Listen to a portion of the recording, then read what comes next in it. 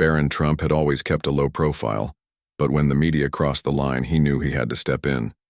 It all started when a group of liberal reporters decided to go after his godfather, Clint Eastwood, during a high-profile Hollywood event. Eastwood, a legendary actor and director, had never been one to bow to political correctness, and that made him a prime target. The event, a celebration of classic American cinema, was supposed to be about honoring the greats, but the journalists had other plans.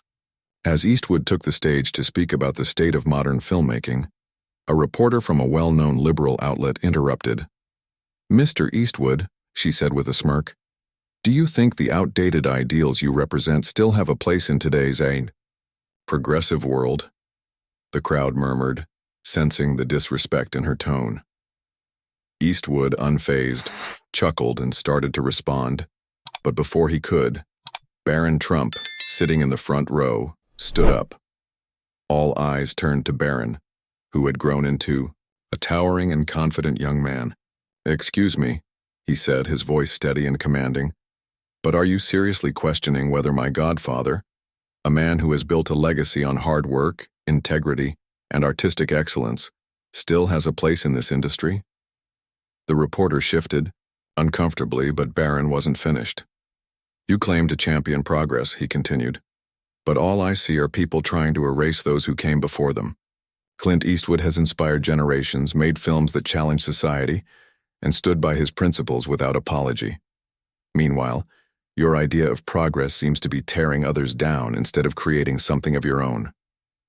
The crowd erupted, in applause. Eastwood, grinning, leaned toward the microphone. "Looks like the kid said it all," he said, tipping his hat toward Barron. The reporters, clearly shaken, attempted to regain control of the narrative, but the damage was done. The moment went viral within hours, with social media hailing Barron as a young man who refused to let the media bully one of Hollywood's last great icons. As the night went on, Eastwood and Barron sat together, sipping their drinks as they watched the fallout unfold. "You remind me of your father," Eastwood said with a chuckle. Barron smirked. "I just call it like I see it." Eastwood nodded, a glint of amusement in his eyes. "That's a rare thing these days," he said. "Most people are too afraid to speak, up worried about what the mob might say. But you've got guts, kid." Barron shrugged. "I just don't like seeing good men get disrespected for no reason. You've earned your place in history. They can't erase that, no matter how hard they try." Meanwhile, the media firestorm was only growing. The reporter who had tried to humiliate Eastwood found herself at the center of ridicule, with countless people calling out her blatant attempt to discredit a Hollywood legend. Even some of her fellow journalists distanced themselves, realizing she had pushed too far. But the real shock came the next morning when Barron's response was replayed on every major news network. Even those who typically opposed the Trump family had to admit that Barron had handled himself with confidence, intelligence, and poise. Some tried to spin it as a lucky moment, but the footage didn't lie. He had dismantled the reporter's argument without breaking a sweat. As expected, social media exploded. Hashtags like "Barron smokes the media" and "Clint Eastwood forever" trended for days. Memes flooded the internet, with side-by-side pictures of Eastwood's iconic Dirty Harry stare and Barron's stone-cold takedown of the journalist. One particularly viral image showed Eastwood and Barron side by side with the caption, "Legends recognize legends." Barron, however, wasn't concerned about the media frenzy. He had done what he felt was right. When his father, Donald Trump, called later that day, he simply chuckled. "I saw what you did," Trump said, his voice filled with pride. "That was tremendous, absolutely tremendous." Barron smiled. "I learned from the best." Eastwood, who had been listening in, raised his glass in a silent toast. "Kid, you might just be the last real man standing when all this craziness is over." Barron smirked. "Somebody's gotta be." As the media storm raged on, Barron Trump remained unfazed. He had said what needed to be said, and he wasn't about to waste time engaging with the predictable backlash from the usual pundits. Some news outlets tried to paint him as entitled or privileged, but the public wasn't buying it. People admired the way he had defended Eastwood, calm, confident, and without a hint of arrogance. Eastwood, too, found himself at the center of renewed attention, but this time it wasn't just Hollywood talking. Americans across the country, young and old, were sharing clips of his classic movies, calling him a symbol of an era when men stood for something. One evening, Barron and Eastwood were sitting on the porch of Eastwood's Carmel home, the Pacific, ocean stretching endlessly before them. The air was crisp and the scent of salt lingered as the waves crashed in the distance. Eastwood took a slow sip of his whiskey and glanced at Barron. "You ever think about what's next?" Eastwood asked. Barron leaned back, considering the question. "I'm not sure yet. But I do know one thing. People are tired of being told what to think. They want honesty. They want real strength, not this fake, watered-down version people try to sell them." Eastwood smirked. "You sound like a man with a plan." Barron chuckled. "Maybe I am, but for now I'm just glad I stood up for you. You didn't deserve that nonsense." Eastwood nodded, the corners of his mouth curling up slightly. "The world could use more young men like you, people with a spine, people who don't just let the mob push them around." Barron shrugged. "Maybe they just need a reminder that they don't have to be afraid." As the sun dipped below the horizon, turning the sky into a masterpiece of oranges and purples, the two men sat in comfortable silence. Clint Eastwood, the Hollywood legend who had spent a lifetime standing tall against the odds, and Barron Trump, a young man who had just proven to the world that he wasn't afraid to do the same. Neither of them needed to say another word. They had already made their point. A few days later, Barron Trump's name was still dominating the headlines. Some media figures tried to twist the narrative, accusing him of being coached or privileged, but the video footage didn't lie. His composure, his wit, and his respect for Clint Eastwood had struck a chord with millions. Meanwhile, Clint Eastwood, always a man of action rather than words, decided to make a move of his own. He reached out to Barron and invited him to his private ranch for a weekend, just the two of them away from the noise of the media circus.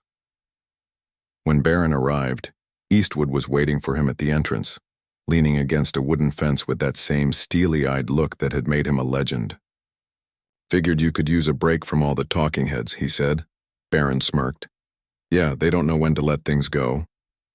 The two spent the next few days riding horses, practicing at the shooting range, and discussing everything from politics to filmmaking.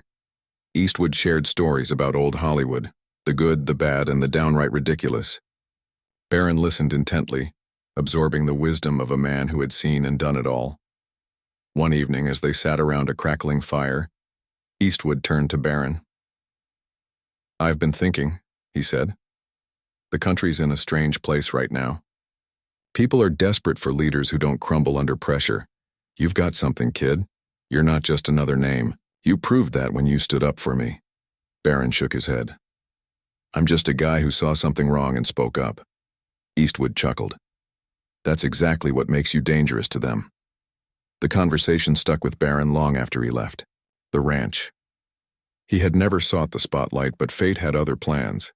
The people had seen something in him: strength, intelligence, and a refusal to back down in the face of media pressure. A week later, Barron received an invitation to appear on a major talk show. Most people in his position would have declined, but Barron saw an opportunity. Why not? He thought. If they wanted to hear from him, he would make sure they got the real story. The night of the interview, millions tuned in. The host, known for being tough on conservative figures, tried to trip him up with loaded questions. "Barron, some people say you were disrespectful by interrupting that reporter. Do you regret what you said?" Barron leaned forward slightly, his expression calm. "Not at all. I believe respect is earned. My godfather has spent a lifetime building his legacy, and she tried to tear it down in one cheap shot. If standing up for a man like Clint Eastwood is considered controversial, then maybe the media needs to rethink its priorities." The audience erupted in applause. The host quickly shifted gears, trying to regain control of the conversation, but it was too late. Barron had once again shown the world that he was nobody's pawn.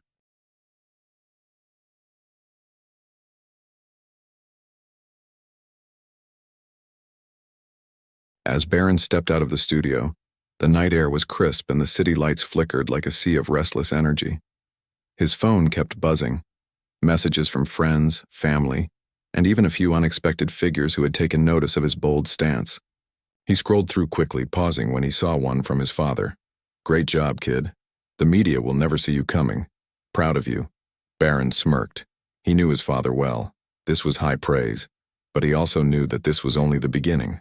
The media would try to discredit him, paint him as another Trump in training, someone they could write off as a privileged figure with no real voice. That was their mistake. He had never been one to seek the spotlight, but now that he was in it, he wasn't about to waste the moment. A few days later, Barron received a call from an unexpected number. The gravelly voice on the other end was unmistakable. "You ready for round 2, kid?" Clint Eastwood asked. Barron chuckled. "That depends. What do you have in mind?" Eastwood explained that a prominent university had invited him to speak about the importance of standing by one's principles in an era of political and cultural upheaval. But this time, he didn't want to do it alone. He wanted Barron by his side. "You've got something they don't," Eastwood said. "Guts. And whether you like it or not, the world is watching you now." Barron took a deep breath. He had always admired Eastwood, not just for his films, but for his unwavering integrity. If Clint Eastwood thought he was ready, maybe he was. "All right," Barron said. "Let's do it." The event was packed. Students, professors, journalists, all eager to see what Clint Eastwood had to say, and, to their surprise, what Barron Trump would bring to the table. Eastwood spoke first, delivering a speech that was equal parts wisdom and sharp humor, calling out the hypocrisy of Hollywood and the media's obsession with controlling narratives. Then he turned to Barron. "And now," he said, tipping his hat, "I'll let the kid take it from here." Barron stood up, adjusting his suit. He could feel the weight of the moment, but he wasn't nervous. He looked out at the crowd, the cameras, the skeptical faces of reporters waiting for him to stumble. Instead, he gave them the unexpected. "You've all spent years trying to define me," he said, his voice steady. "You've written articles about me, speculated on my thoughts, my future, even my personality, without ever actually hearing from me. Well, here I am." The room went silent. "I'm not here to play politics, and I'm not here to be who you expect me to be. I'm here because a great man, a real legend, is being attacked by the same people who claim to stand for fairness and open-mindedness. You don't have to like his movies, you don't have to agree with his views, but respect is something you earn. And Clint Eastwood has earned it." Some students clapped. Others remained quiet, not sure how to react. Barron continued. "This country was built by people who weren't afraid to stand up for themselves. My father did it. Clint Eastwood did it. And I will too. Not because I have to, but because the moment you let others silence you, they own you." Thunderous applause filled the hall. Even some of the professors, who likely didn't agree with him, couldn't deny the power in his words. After the event, Eastwood clapped Barron on the back. "Well, kid, looks like they didn't know what hit 'em." Barron grinned. "Guess not." The media scrambled to spin the story, but the truth was out. Barron Trump wasn't just a quiet kid in the background anymore. He had found his voice, and he wasn't going anywhere. The media backlash was swift and predictable. Pundits scrambled to discredit Barron, calling him dangerous and uninformed and even a threat to democracy. But the public wasn't buying it. Barron Trump had spoken with intelligence, confidence, and most importantly, authenticity. The establishment was shaken, not because he was another Trump, but because he was his own force, one they hadn't prepared for. Meanwhile, Clint Eastwood had one last lesson to pass down. After the Rogan interview, he invited Barron to his ranch. Again, this time it wasn't for riding horses or shooting targets, it was for something more important. "You've started something, kid," Eastwood said as they sat by a small bonfire under the starry California sky. "You've got people listening, but the real question is, what are you going to do with it?" Barron had been thinking about that himself. He wasn't a politician. He had no desire to jump into the world of staged debates and empty promises. But he saw something bigger happening, a shift. "I don't want to be another talking head," Barron admitted. I want people to think for themselves again. Eastwood nodded. That's the hardest battle of all, but it's the one worth fighting. Over the next few months, Barron stayed active, not in politics, but in the cultural battlefield. He started hosting discussions, bringing in people from all walks of life: Hollywood outsiders, athletes, entrepreneurs, and even former political figures, giving them a platform to speak freely. His approach wasn't about division, but about real conversation, something that had been lost in the age of outrage and cancel culture.